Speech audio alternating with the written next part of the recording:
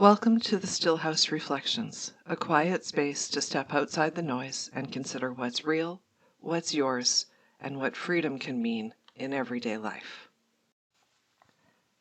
Hey folks, it's Della. Welcome back to the Stillhouse Reflections. I hope you're doing well.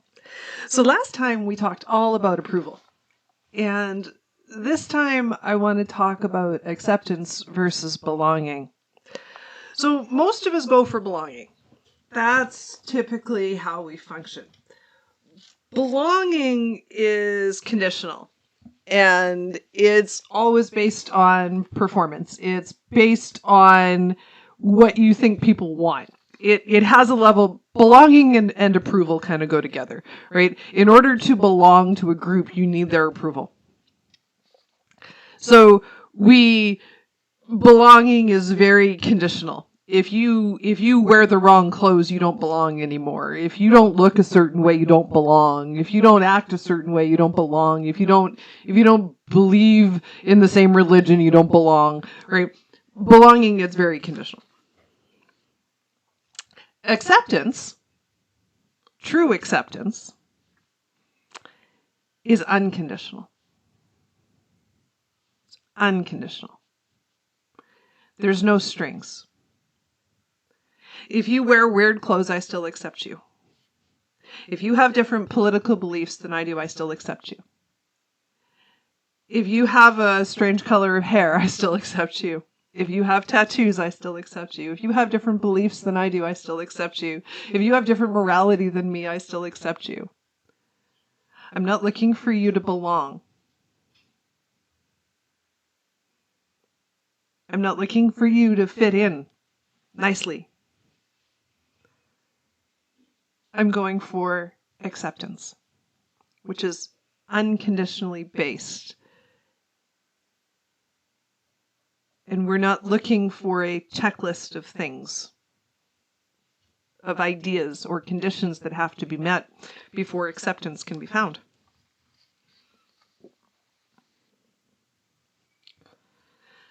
So right now we live in a system, in a world, based on belonging. We haven't found acceptance yet. We're not even close. We live in a world based entirely on belonging. You have to have the same political beliefs as I do. You have to have the same morality as I do. You have to practice the same religion as me. We have to speak the same language. You have to look like me, meaning your skin color or your culture has to match mine. We're looking for belonging. Belonging. If you are Republican, Democrats don't belong. If you are a Democrat, Republicans don't belong. If you are left, the right doesn't belong. And if you are right, the left doesn't belong. That is belonging.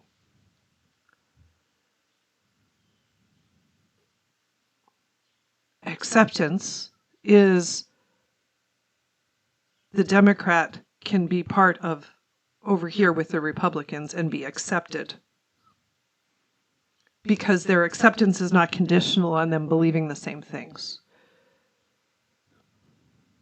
The person on the right can join the group on the left, even though their political beliefs are different, because there is acceptance.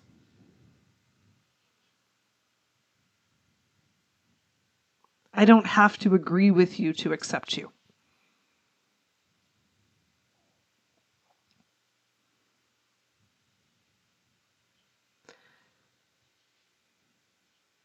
As a society, we use belonging as currency. Because belonging creates conformity, because it's conditional.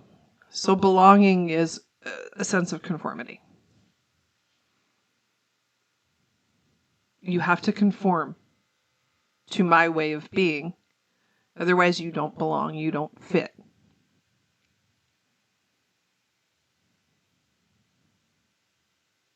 That's why we have the division we do in society, by the way. That's why we have this cultural divide. It's not just that there are two separate realities. It's not just that there are differing political views. It's not just that there are differing versions of morality. It's that we're looking for conformity and sameness because we equate belonging with sameness.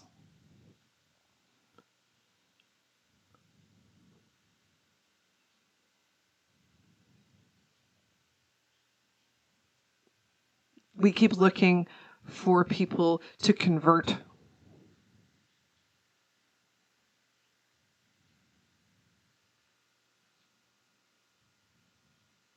And it doesn't work like that. We've made politics a moral ideology. The left and right are now moral ideologies. No longer is it just political. No longer is it just this policy and that policy. Now it's a moral debate. It's a moral ideology. The left has their own somewhat secular moral debate, and the right has their religious moral debate. It's just two versions of morality colliding with each other.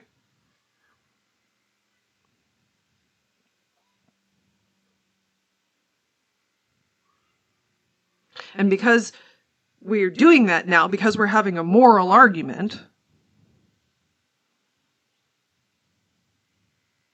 the lack of acceptance is even stronger.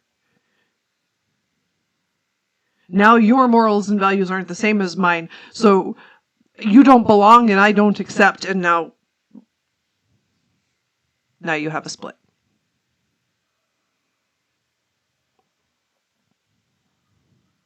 Because now we've decided that people who believe something that we don't are bad.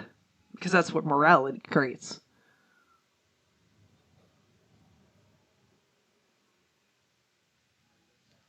That's what belonging looks like. That's what it looks like. That's how it plays.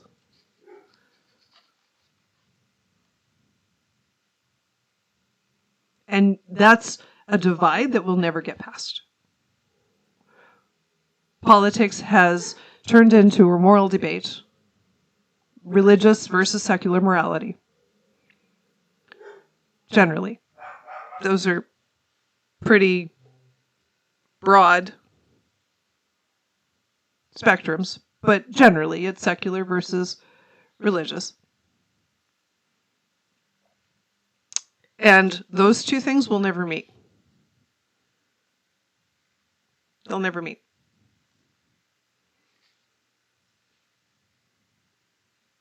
That's why we can't talk to each other anymore. Because it's impossible. Because one has decided that the other is... They lose respect for each other because the morality doesn't match. Morality as belonging is really entertaining to watch. Because it requires sameness and conformity.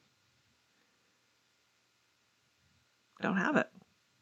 And you're not going to get it because you're not going to tell religious people that they can't believe what they want to believe. And you're not going to tell the secular left that they should follow the religious morality. So you're not going to get it. So there's no acceptance.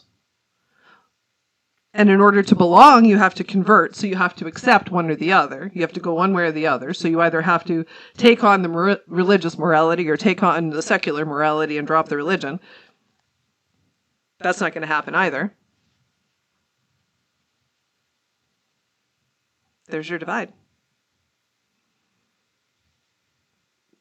And it's just because politics has become a moral debate instead of being left as politics. Politics was never meant to be a moral debate.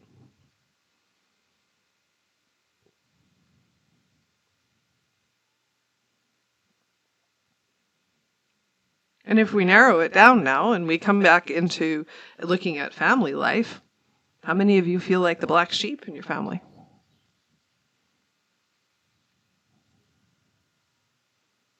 You don't belong. My entire family has dark brown hair. This is my natural color. As a child, I was blonde. My hair was straight, bone straight. And you can see it has a kink to it now. I didn't look like my family.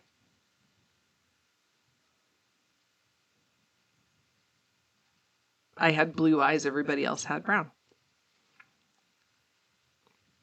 And I didn't conform. I tried to conform. I didn't do so well. It's kind of like a drunk driver. And so it happened. I didn't belong. I still don't belong.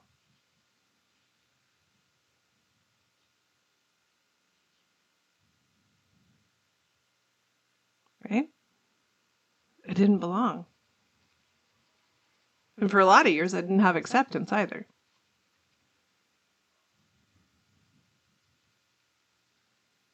Right? Belonging is more of a feeling.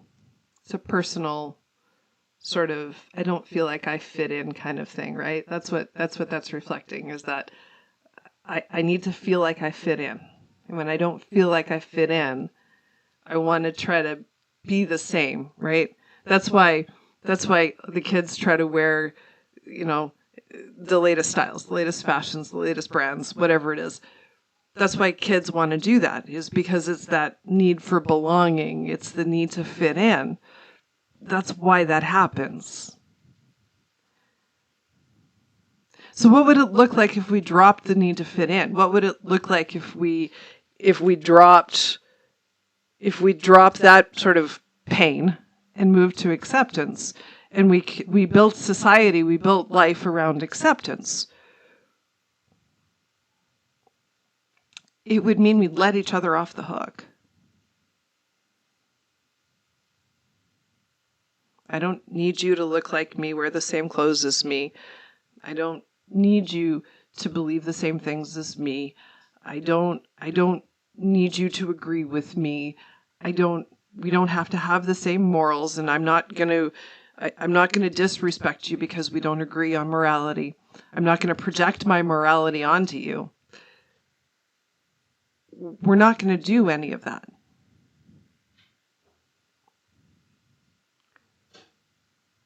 Belonging comes from an internal need for validation outside. Belonging comes from approval. Belonging and approval, which I talked about last time, kind of go together. The need for approval is based on a sense of wanting to belong. And both belonging and approval are conditional.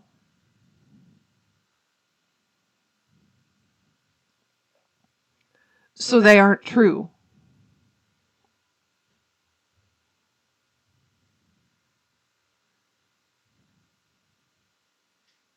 But when you free yourself to make choices, and you simply accept self, and it is not conditional based on the outside world, based on what's happening out there or what anybody else thinks, when you do that, acceptance frees you. The same way as removing the need for approval frees you. Because acceptance really is just about self. It really doesn't have anything to do with anybody else. It is almost entirely about self.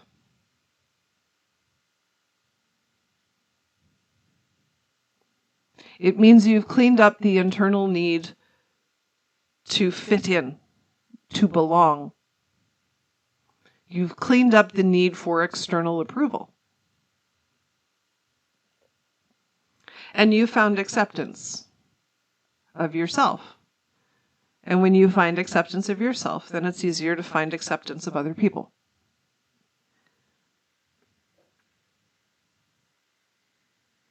When you learn how to do that, you let other people off the hook. You no longer need them to be a certain way in order for you to be okay. You're no longer threatened by somebody who has a different belief than you do.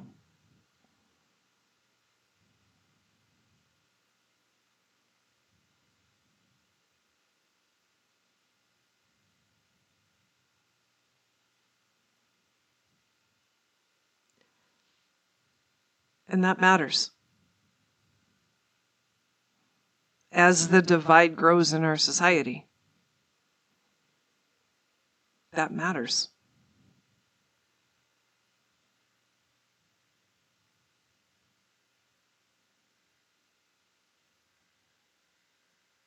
The acceptance or the lack of acceptance comes from a fear of what doing the opposite creates.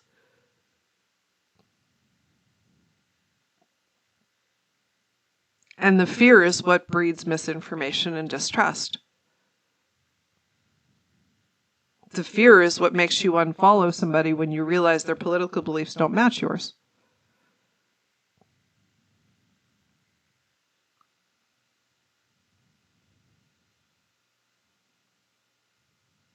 But if you look around,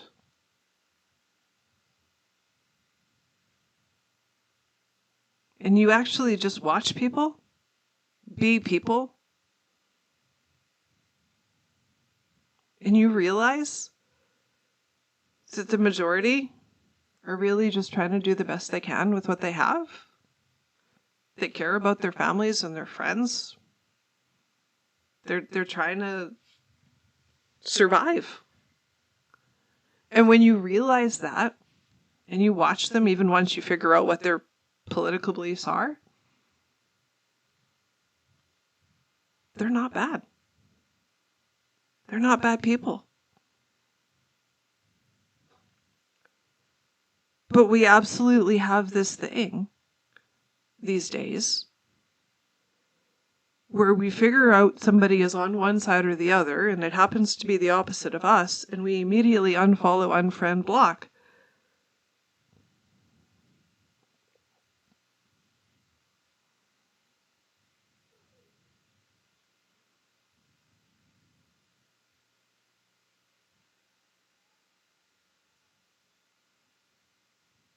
And that division is only getting bigger.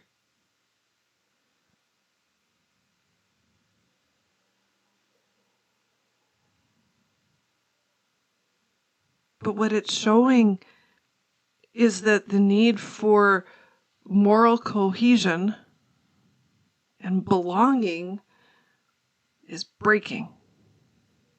That old foundation, that old dynamic, that old idea is crumbling. It no longer works. It's broken. It doesn't work anymore.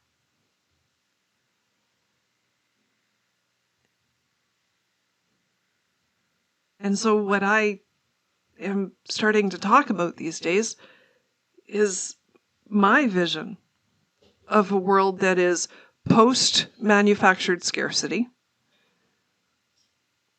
post-morality, not that morality can't exist, but that morality goes back to being what it is, which is an individual guidance system or belief system that is not projected onto other people at all and not required as a means of cohesion or acceptance,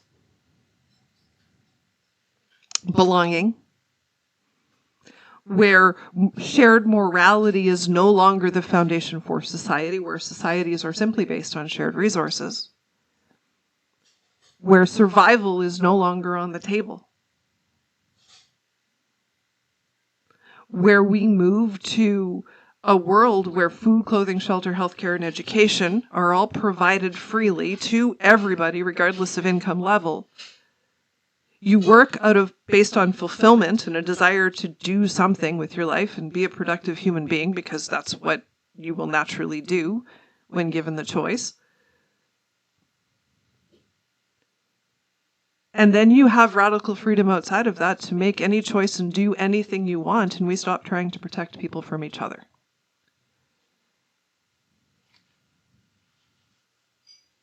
And that last line is probably the scariest thing I've said all day, right?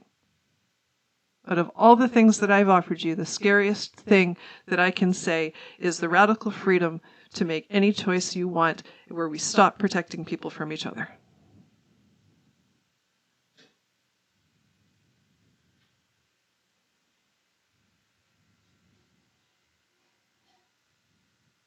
Why is that scary? Because it means people are going to make choices that we don't like. And people might make choices to harm each other. And we're still going to have to accept them. We're not going to make it belonging. We're not going to make a conditional sense of belonging. We're going to create acceptance. Acceptance of people as they are. Acceptance of people's choices. Acceptance of people's ideas, no matter how radical or different they may be.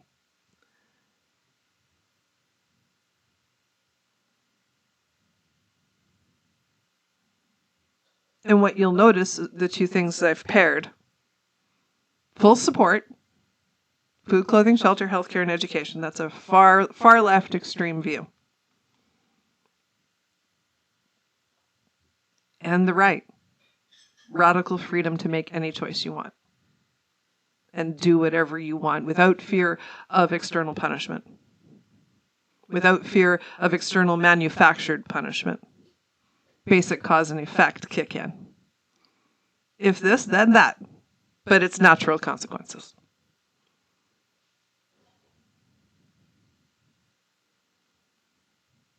If you steal the chocolate bar from the grocery store, that grocery store owner may not allow you back in. That is natural cause and effect. You do that enough times, you may have to travel to a different state to buy food. Natural cause and effect.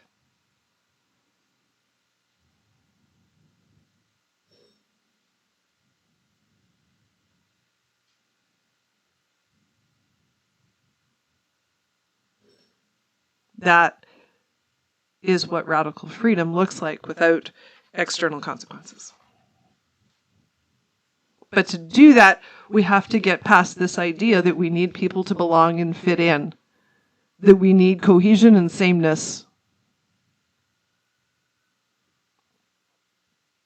We have to look for acceptance. We have to accept people as they are and where they are, and stop trying to fix or change everybody. Stop trying to create cohesion. Stop being afraid of alternative viewpoints. Stop being afraid of what the other side is doing. Stop blocking every time we run into somebody that doesn't have the same moral belief that we do.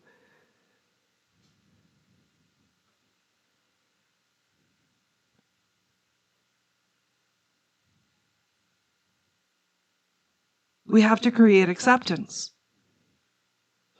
Because here's the reality. Democracy, the world as we know it right now, democratic society, capitalist democratic society, is going to implode. We have two choices. We're either going to go, now I'm watching a little bit of this from Canada, right? The US is going to go to dictatorship. That's the slide. Into dictatorship over here.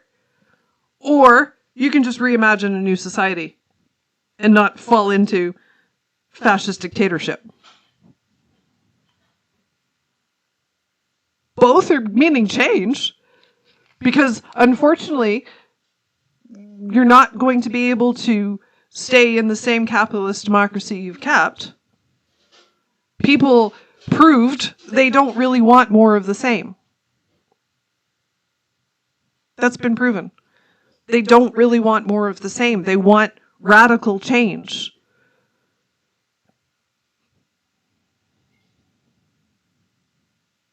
There's a lot of misinformation and confusion around what radical change looks like.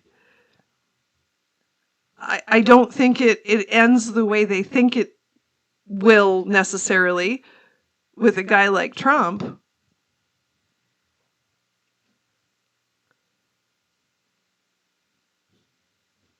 And I don't think most of them were necessarily going for dictatorship. But that's where you're headed. And all I'm doing is saying there's a better way. There's a better way.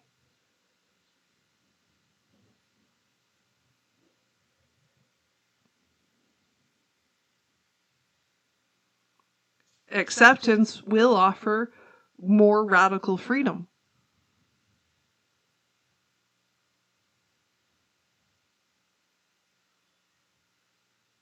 Acceptance will offer more radical freedom. When you stop trying to control what other people are doing.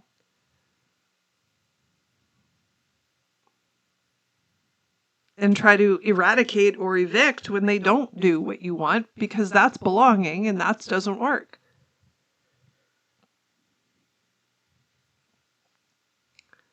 You don't need belonging to create a sense of identity or a sense of self. You don't need belonging to feel like you are okay. You just need to decide, accept yourself. You need to figure out how to accept yourself as you are. Get okay with who you are. And once you offer yourself radical self-acceptance, leaving other people alone is easy. All right, I'm going to leave it there. Thank you so much for watching and listening, everybody, and I will talk to you on the next episode of Stillhouse Reflections. Talk to you then. Bye for now. Thanks for spending this time with me. May these reflections stay with you and keep opening new ways of seeing until we meet again at the Stillhouse.